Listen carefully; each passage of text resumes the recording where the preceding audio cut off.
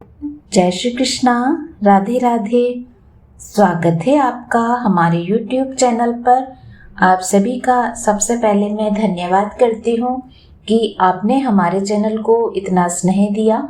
उम्मीद करती हूँ आगे भी आपका स्नेह व सहयोग बना रहेगा। आपने हमारे चैनल को सब्सक्राइब नहीं किया है तो सब्सक्राइब अवश्य कीजिए। आपका सब्सक्राइब करना हमारे लिए किसी भी पुरस्कार से कम नहीं होगा। तो 11 अध्याय हम सुन चुके हैं। आज सुनेंगे हम माघ माह का 12वां अध्याय। 11वें अध्याय में आपने सुना कि जो प्राणी ओम नमो भगवते वासुदेवाय मंत्र का जाप करता है वह किस लोक में जाता है, और जो विष्णु भक्तों की सेवा करता है वह कौन से लोक को प्राप्त करता है। तो आज हम सुनेंगे 12वां अध्याय। यमदूत बोला, जो प्राणी मोक्ष की कामना करते हैं उन्हें शालिग्राम का पूजन करना चाहिए। इस स्वरूप में विष्णु पूजन समस्त पापों को नष्ट करने वाला है। शालिग्राम पूजन करने से प्राणी को प्रतिदिन 10,000 राजसू यज्ञों का फल प्राप्त होता है। शालिग्राम भगवान विष्णु का सुंदर स्वरूप है। उसके पूजन से प्राणी के कठोरतम पाप भी नष्ट हो जाते हैं। भगवान विष्णु हमेशा शालिग्राम में विराजते हैं। इसी कारण यह सर्वविदित है कि जिसने शालिग्राम पूजन कर लिया उसने समस्त पृथ्वी का दान कर दिया है। अब 12 शालिग्राम शिलाओं के पूजन का फल सुनो। स्वर्ण कमल द्वारा 12 कल्प तक 12 लिंगों का फल एक बार शालिग्राम के पूजन से प्राप्त होता है। जो 100 शालिग्राम शिलाओं का पूजन करता है वह वैकुंठ भोगने के उपरांत चक्रवर्ती राजा होकर पृथ्वी के सुखों का सेवन करता है। जो शालिग्राम की सदैव पूजा करता है वह वैकुंठ जाता है। शालिग्राम पूजन मात्र से तीर्थ, दान, यज्ञ आदि कर्मों के फल स्वतः प्राप्त होते हैं।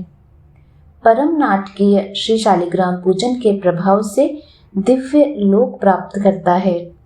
शालिग्राम का अभिषेक करने से समस्त तीर्थों के स्थान का फल मिलता है। विधि विधान से पूजन करने वाला कली काल में भी विष्णु लोक प्राप्त करता है। सहस्त्रों शिवलिंग दर्शन एवं पूजन स्तुति से प्राप्त होने वाला फल शालिग्राम के एक दिन के पूजन से ही प्राप्त हो जाता है। जहाँ शालिग्राम निवास करते हैं उसके पास समस्त देवता महात्मा रहते हैं। जो शालिग्राम के सम्मुख श्राद्ध करते हैं उनके पितर 100 कल्प तक स्वर्ग में रहते हैं। जो शालिग्राम शिला का जल पीते हैं उन्हें अमृत पान का फल प्राप्त होता है। जहाँ शालिग्राम शिला विराजती है वहाँ से 3 योजन तक की परिधि में किया गया धर्म कार्य 100 गुना तक फल देता है। साधारण जल में माघ मास स्नान करने से गिरिराज का फल प्राप्त होता है।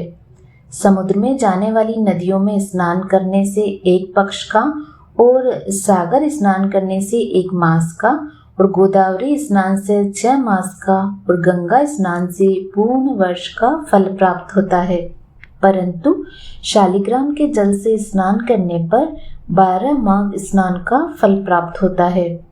इस जल में सहस्त्रों तीर्थों के स्नान से भी अधिक फल प्रदायनी शक्ति होती है।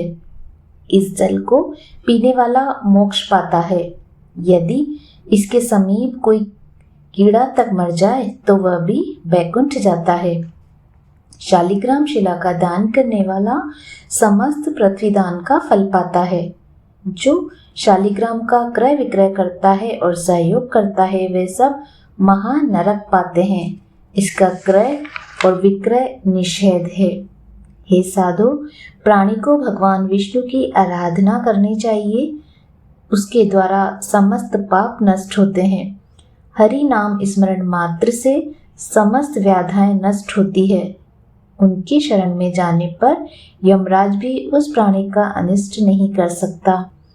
वैष्णव को शिव निंदा नहीं करनी चाहिए। उम्मीद करती हूँ आपको यह 12वां अध्याय भी पसंद आया होगा। अगर पसंद आया है तो प्लीज़ लाइक एंड शेयर अवश्य कीजिएगा। अंत तक आप हमारे अध्याय में बने रहे। श्री हरि विष्णु की कृपा सदैव आपके परिवार पर बनी रहे। जय श्री कृष्ण।